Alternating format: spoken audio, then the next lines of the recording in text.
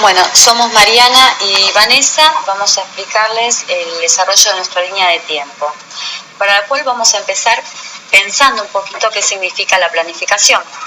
Entendemos que no tiene un único significado, que se la puede entender como un proceso político y social, pero también como un conjunto de procesos técnicos que le dan sistematicidad a la toma de decisiones.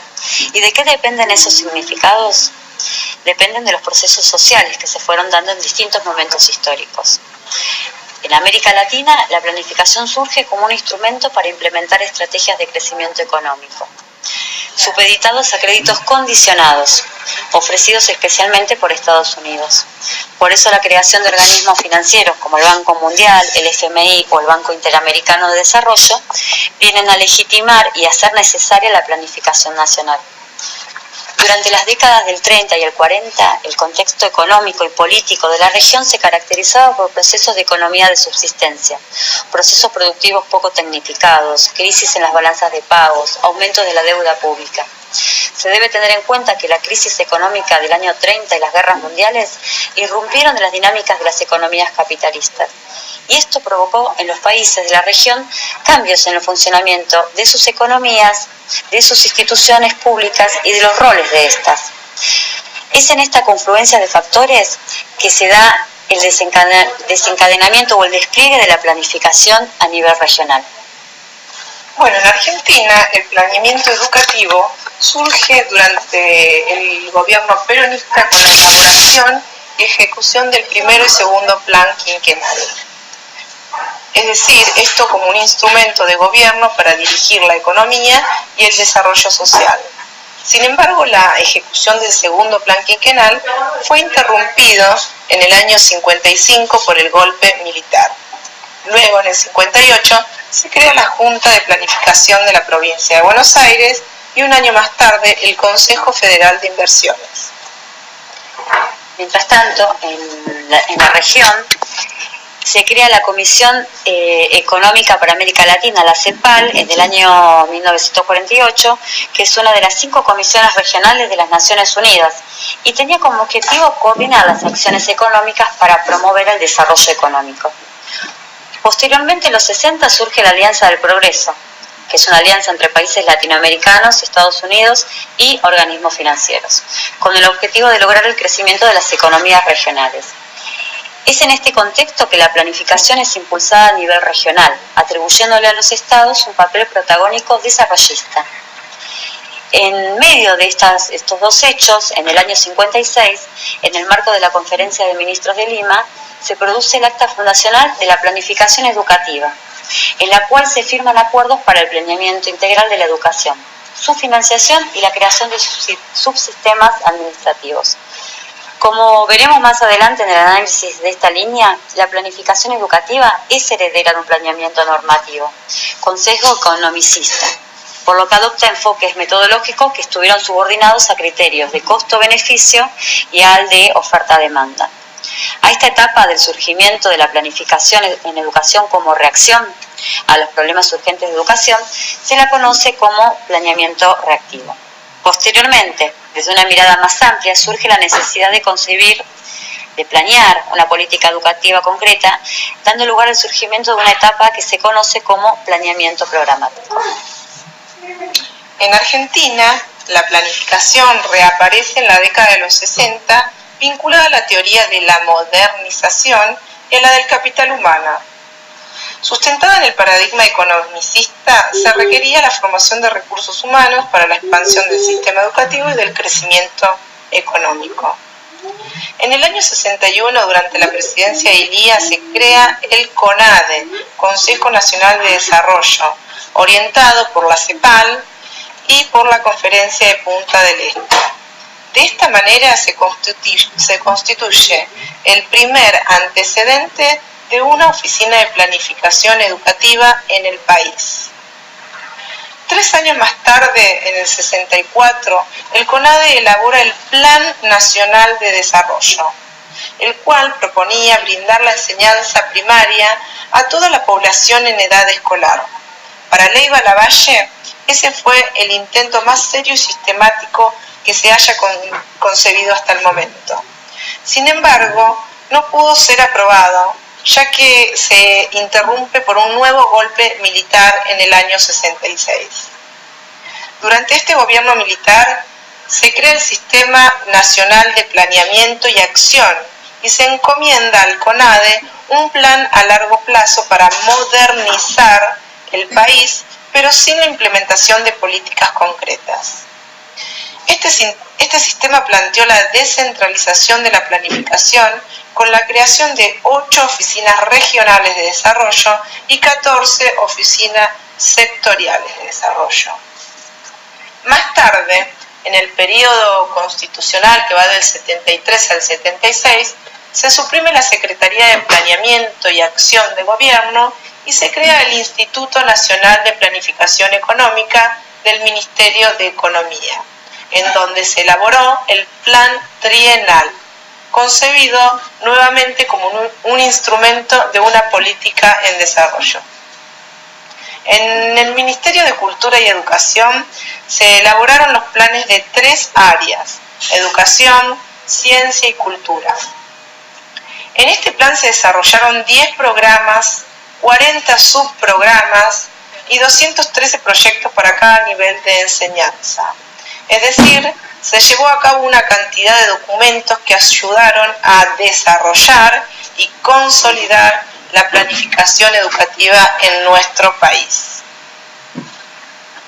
También, a partir del 76 o el 83, encontramos una etapa de congelamiento, porque a partir de la dictadura cívico-militar se comienza a congelar toda intención de planificación educativa. Durante este periodo se desmantelaron los organismos técnicos oficiales, como el Instituto Nacional de Planificación Económica, y se crea la Secretaría de Planeamiento, dependiente de la Presidencia de la Nación. Pero esta nunca cumplió una función planificadora. En el año 78 se lleva a cabo la transferencia, es decir, la descentralización de las escuelas primarias nacionales al ámbito provincial y municipal de la ciudad de Buenos Aires. Esta decisión obedeció a necesidades financieras y en muchos casos se transfirieron problemas graves como las escuelas en mal estado y los docentes mal remunerados. De esta manera se dio una transferencia informal y no programada de responsabilidades educativas. Entre las décadas de los 80 y los 90 a nivel regional, se produce a nivel global incertidumbre y competitividad de los mercados en un contexto de economía neoliberal. Se traslada esa ideología de los mercados y el libre comercio a la educación, a la que se concibe de manera empresarial. Hay una escasa vigencia de la planificación a nivel regional y a nivel de Estado se observa una descentralización del sistema de planeamiento y una tendencia a la microplanificación. Durante esta etapa, el interés por el desarrollo nacional fue desplazado por procesos de desarrollo local, motivados por procesos bien focalizados. Así, los planificadores nacionales fueron reemplazados por expertos en finanzas de los organismos de crédito, los cuales estaban desprovistos de criterios políticos y con el consecuente surgimiento de enfoques gerenciales en la planificación. Bien, en Argentina desde 1983, con la recuperación de la democracia, se inicia el replanteamiento de la planificación en la Argentina. La Secretaría de Planificación, dependiente de la Presidencia de la Nación, elabora un documento denominado Lineamientos de una Estrategia de Crecimiento, el cual constituía un diagnóstico económico-social y presentaba una estrategia para superar los problemas de la economía argentina. Más tarde, en el año 87, se publica el Plan Nacional de Desarrollo, elaborado por la Secretaría de Planificación.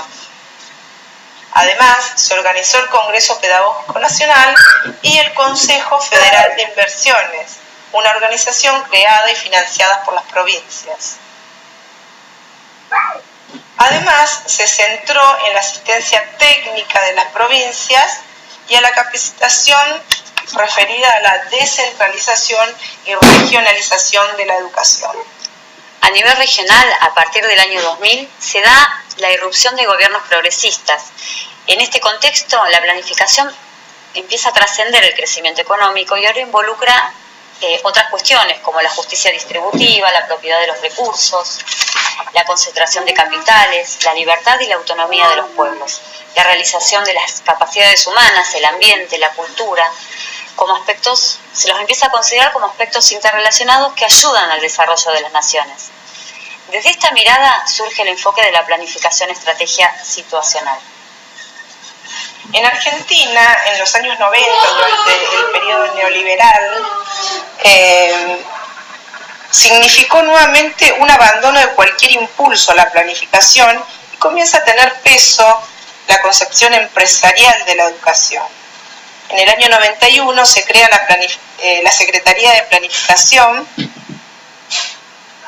que pasó a denominarse Secretaría de Programación Económica.